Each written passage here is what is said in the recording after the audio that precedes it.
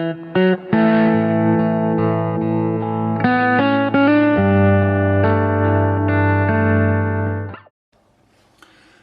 my name is Pierre Journel and I am very happy to welcome you back a new magazine, a new video magazine of the Guitar Channel. The first thing I want to show you is a great book about the legendary Stratocaster I want you to win.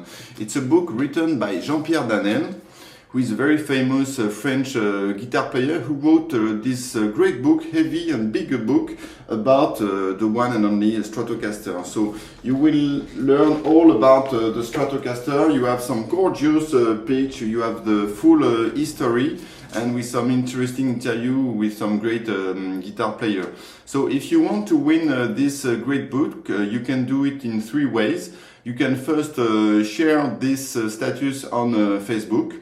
You can also retweet the tweet with the link to this video chronicle. And the third method is to post a review on iTunes on the show. In the three instances, don't forget to send me a mail with a screenshot of what you did, either the share on Facebook, the retweet on Twitter, or the review on iTunes. And send me that to pjournel@gmail.com. I wanted also to show you a couple of picks I am using at the moment. There is this one, the chicken picks. I am a big fan of the chicken picks. Why? Because they are very heavy and very thick and very strong, you see, and it seems that I am enjoying more and more to play with those. So as you can see, those are flat picks, so that's one of the picks I'm going to give away very soon, but you can check them out. Chicken picks, those are very good.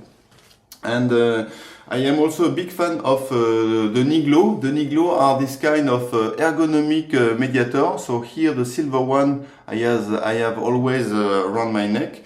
And Daniel, who built those mediator, just started a new series which he called the Natural series of Niglo. So this one is in wood and this one is in corn. I don't remember the word in English, I'm sorry about that. And it is the same ergonomic shape. So as you can see, there is this kind of curve where you can put your thumb, and it is very ergonomic. So if you like very lightweight, so if you like different matter in your picks, you can try them out. It is a very good picks. Okay, now we are onto the magazine part of the show. I'm going to play you three extracts from three interviews I did recently. The first one is with Bibb, who is a blues player I had the pleasure to meet a couple of times before, and he has just released a great blues album called Jericho Road, and so I met him at his hotel. We were in the gym room, in fact, to do the interview. It was great because he was sitting right next to me with his guitar, and he was answering my question while playing, and once in a while just to illustrate his answer. So it was great. So that's the first interview I want to play.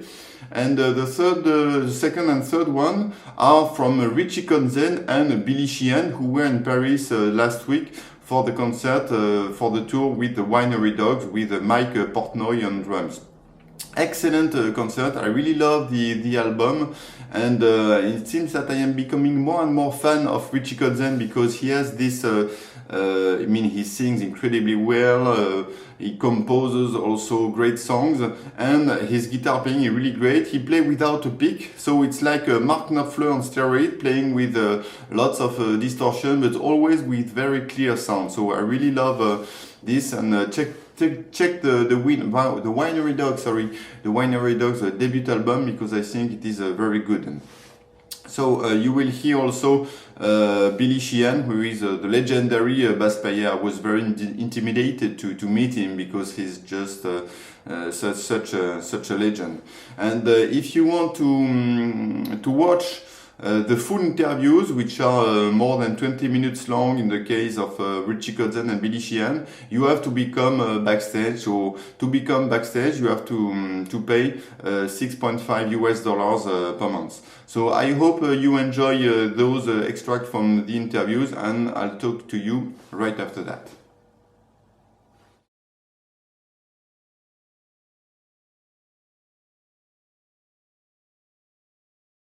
so here we go. I am very happy to have for the third time Mr. Eric Bibb himself. So Eric, how are you doing in Paris today? Very well, Very well. Thank you. I'm having a wonderful day because I saw the final version, the packaging of my new record today for the first time. Okay, good. So and you're happy about the results? Very. Okay, very. Excellent. Last time we met, it was backstage at the New Morning. It was in March 2012. So what happened between March 2012 and now? So many things. I can probably only remember a few of them. But one of the things that I've been doing is finishing up a new record, which I've said is finally ready to be shared with my friends and fans. I've been touring a lot. I had a really nice meeting with Taj Mahal at Marciac Festival. I had a great time. He was sitting backstage playing his ukulele and singing Hawaiian songs for us. Okay, cool.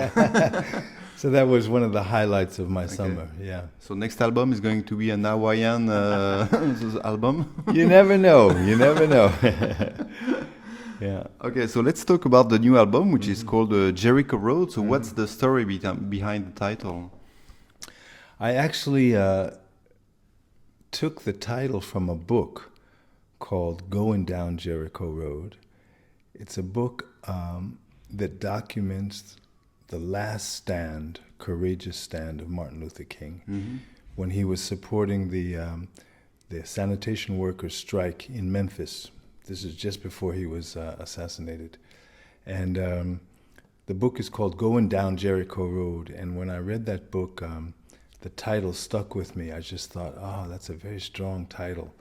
The word Jericho Road refers to the road between Jerusalem and Damascus, I think, where the Good Samaritan, the story from the Bible, the Good Samaritan, he stopped and he helped somebody who was lying by the side of the road.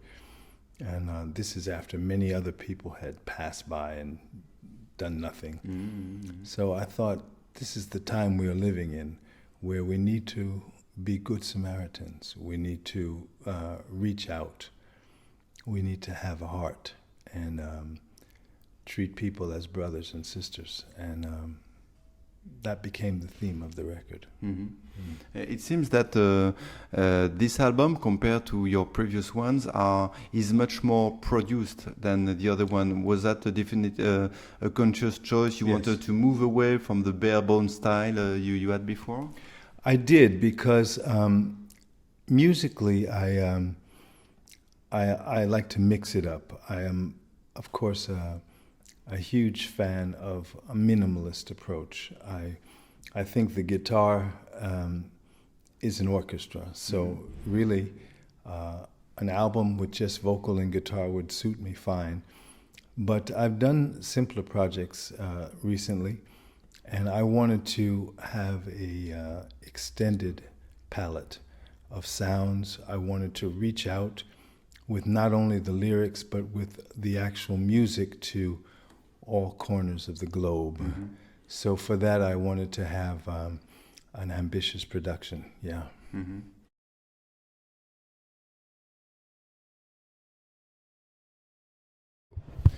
Okay, so I am very happy to have the one and only Richie Kotzen on the Guitar Channel. Richie, how are you doing in Paris? I'm doing good. It's been a long day of press and answering questions and providing information regarding the Winery dogs and my personal life and my records and all that stuff.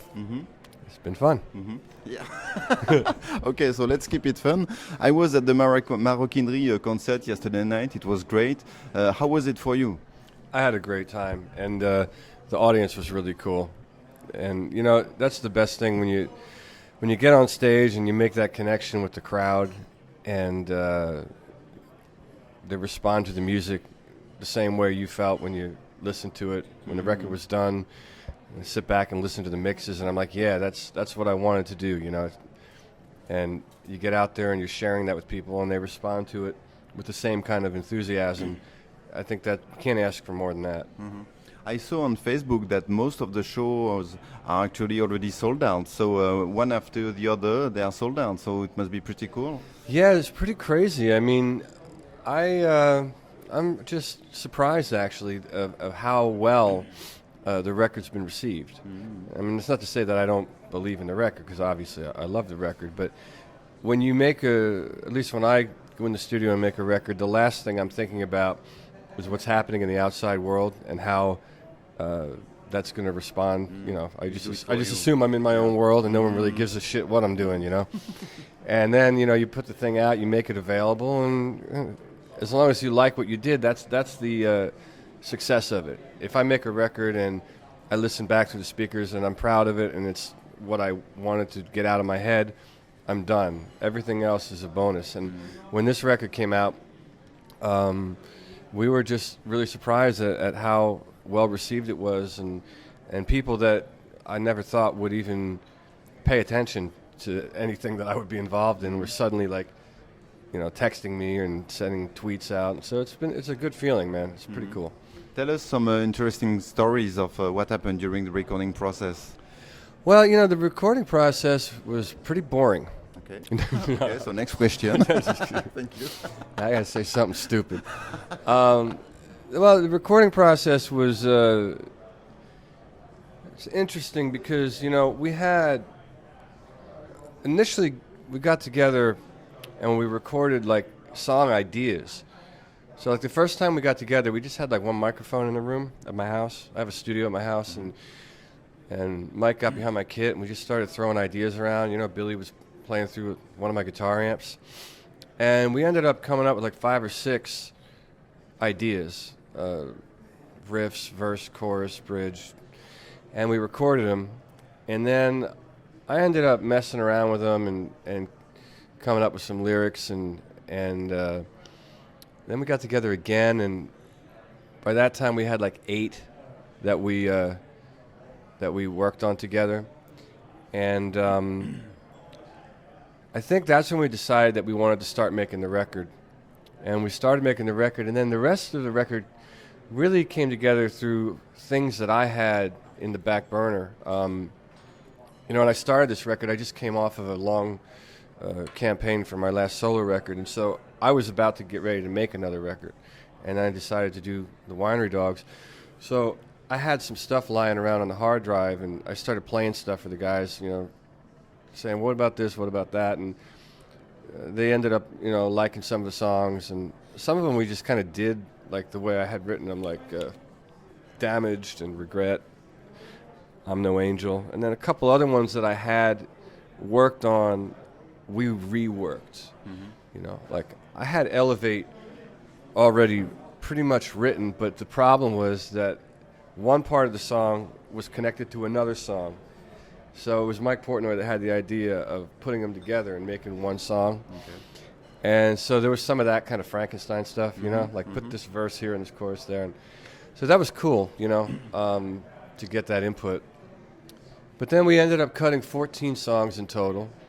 And that's pretty much what we're doing live, you know. We do all 14 songs, and then we do one of my tunes, a piece of it, You Can't Save Me. And then we do a song that I wrote when I was in Mr. Big called Shine. And then I have a moment in the set where I just play one of my songs on acoustic guitar. Stand? Yeah. And then we got one cover. We do an Elvin Bishop tune. I'd like to sing that shit, so we do that. And that's it, man. So here we go. I am very happy and proud and also very intimidated to be near the one and only Billy Sheehan. So Billy, how are you doing in Paris? I'm doing great. Oh, what a pleasure to be in one of the greatest cities in the world. Yeah. I'm not going to disagree with that. I was born here, you know. So Very nice, very nice. I have this traditional first question, Billy. What was your first guitar? My sister had a Regent guitar that she kept in her room, and I would sneak in and play it without her permission. And then eventually I got so I could play it pretty good. and she gave up, so she let me take it. And I told her I'd pay her $30 for it. Okay. And I still haven't paid her yet. So, so I still owe my sister $30 for that guitar. She reminds me every time I see her do it. Be careful with the interest rate and so on. It's probably at $30 million by now. Okay, you had an incredible rich career so far. If you have to pick, I don't know, 2 or 3 main turning points in your career, what would they be? Getting the call from David Lee Roth in the summer of '85 to start the Eat 'em and Smile band. Yeah. And that was a huge change. After that, having a #1 single with Mr. Big, that changed everything. Yeah. Pretty big. So those are 2 big ones. I'm very, very thankful for both of those events. You know, I remember the very first time I heard Eat 'em and Smile, and it still gives me goosebumps when I hear about when I listen to this album, because it was such a breakthrough. So, did you realize at the time it was going to be such a breakthrough? Well, we knew we had something good, but you never know until you put it out and people respond what the real response is going to be. And I've had people come up to me from all over the world with that album for me to sign. Indonesia, India, all over the place. Still to this day. Almost every trip I make anywhere in the world, someone's going to bring me a copy of that record to sign. Okay. So it had quite an impact, and I'm very, very, well, it was very honored to have been a part of it. And we're still all friends too. We have every year we usually have a dinner. Me, Steve Vai, Greg Bissonette, and the keyboard player from the tour, Brett Tuggle. We have a little reunion every year. We just had one a few months ago, and it was telling stories and just how amazing the time was in that band on that record. It was an incredible thing. Most of the stories I can't always tell in public, but it's just the 2 of us. Don't worry. Oh, okay. This won't be on the internet, will it? No way. Interweb? No way. But it was a pretty amazing time. Yeah. Okay. Yeah. So I was at the Maroquinerie concert yesterday. It was a great concert. How was it for you? Fantastic. To play in one of the greatest cities in the world, a sold-out show is amazing. But even more so, the people were just so kind, and they sang along with every song, and everyone in the audience was smiling and up and into it and going crazy. We had a little trouble at the end because there was no more oxygen in the room, so we're starting to fall apart a little bit. But I kept going anyway. It doesn't matter. And it was a night to remember. Probably my greatest night in Paris yet, by far. Fantastic. And it's incredible because the album is just released today. I know. Yeah. And they knew the lyrics already. Yeah. So that was very good. You play with so many incredible guitar players. How is it to play with Richie? Do you have to adjust? I mean, you select just a very top guitar player? Well, mostly I play with the guy I concentrate on most is the drummer, almost always, in every band, even though I play with other guitar players. And then eventually they'll end up being interaction with the guitar too, but it's mostly drums. So then when I finally get to the guitar, each player is very unique. All the players that I've been fortunate enough to play with, they're all very unique. And Richie has one cool, unique aspect is that he's playing fingerstyle. Yeah, no pick. So I play fingerstyle too, because I play bass. So we have some interesting connections as a result. So we play some things together. It's a very interesting way of it happening. And the tonality that he has as a result of that is unique. And his phrasing of the lines he plays are very much like a saxophone. In the song Not Hopeless on the record, we were listening down as we were recording it, and I swear I could hear the pads of a tenor sax opening and closing. It was so much like a sax. So that was a really interesting aspect of his playing that makes this record unique, in my humble opinion. So, but generally for guitar players, I don't make a lot of adjustments for them. I make more adjustments for drums, and then make the guitar connection. Because for me, drums are the most important thing. And for guitarists, I would hope that drums would be the most important thing too, because the drummer drives the band. And because most bands I'm in, we understand this. Everyone locks into that drummer, and then everything is perfect as a result. So Richie and I are both locking into Mike. I'm creating a foundation with Mike for Richie to stand on, and it's so far it's working really wonderful. So I hope you enjoyed those interviews. If you want to have the full length interview, which was 46 minutes long in the case of Eric Bibb and about 20 minutes each for Richie Kotzen and Billy Sheehan, you just go to theguitarchannel.biz and subscribe to my Backstage Pass. The Backstage Pass is also a way for you to support the Guitar Channel, to make sure that I am 100% dedicated working on the Guitar Channel to find you some great content. And it is also a way for you to get some reduction with a 15% reduction on those Mediator, those picks from Niglo. Here you go.